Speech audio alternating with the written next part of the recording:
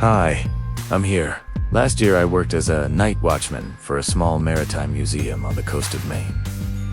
They had this old, decommissioned lighthouse built in the 1800s that still stood proudly on the rocky edge of the water. The building wasn't part of the museum itself. It was leased out to some private collectors who opened it up for tours occasionally. So it was my job to walk the grounds, check the locks, make sure no trespassers or vandals had slipped in. The place was quiet, isolated. You could hear the ocean crashing against the rocks from anywhere on the property. Some nights, that sound was the only thing keeping me from going insane with the silence. One late November night, the wind was fierce and the sea spray carried far inland. I remember pulling my jacket tight as I made my way toward the lighthouse for the routine check. The building always made me uneasy. Its narrow windows looked more like watchful eyes than architectural features. And inside, the spiral staircase seemed to go on forever, winding up into darkness.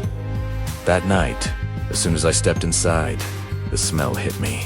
It was faint but sharp, like damp stone mixed with something metallic, almost like rust or old blood. I clicked on my flashlight and the beam cut through the stale air. Dust floated like tiny sparks. I started climbing the spiral stairs, my boots echoing softly against the iron steps. That echo was normal.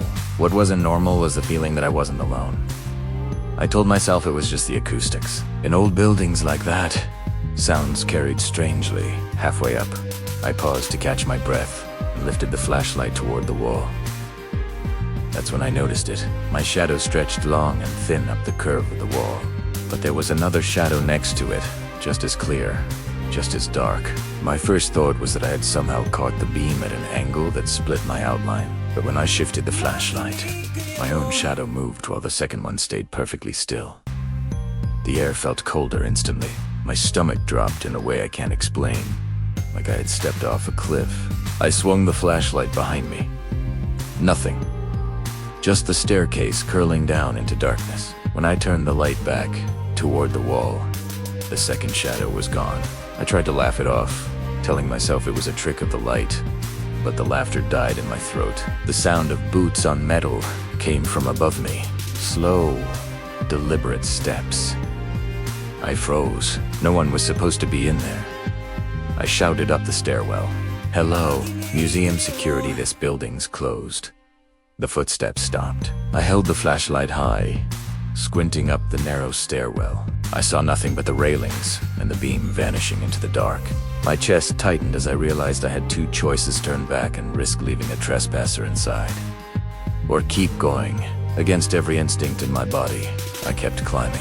The air grew colder with each step, until I could see my own breath. My flashlight flickered once, twice, and then steadied again. When I reached a landing just below the lantern room, I paused. That's when I noticed the shadow again on the wall in front of me. This time, it wasn't standing beside mine. It was standing directly behind me. My legs nearly gave out. I whipped around, shining the beam downward. Nothing but empty stairs coiling into blackness. But the shadow didn't vanish. It lingered on the wall, mimicking the outline of a man. I could see the slope of his shoulders, the tilt of his head. But I swear there was no body to cast it. I backed into the lantern room, heart pounding so hard it felt like my ribs would split. The room was small, with glass panels all around, and the storm outside pressed sheets of rain against them. I tried the radio on my belt, but it only hissed static. Then I heard it again. Footsteps, coming up the last flight toward me. Slow, steady, and unhurried. Like whoever it was knew I couldn't leave. I aimed my flashlight down the stairwell. The beam reached halfway before cutting into darkness. And there, on the wall, was the shadow again moving up the steps one at a time, even though nothing was there to cast it. I couldn't take it anymore.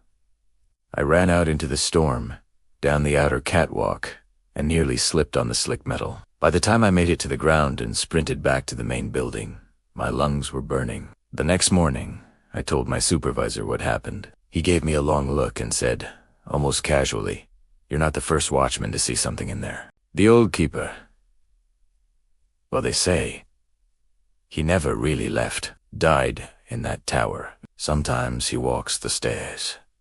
I quit a week later.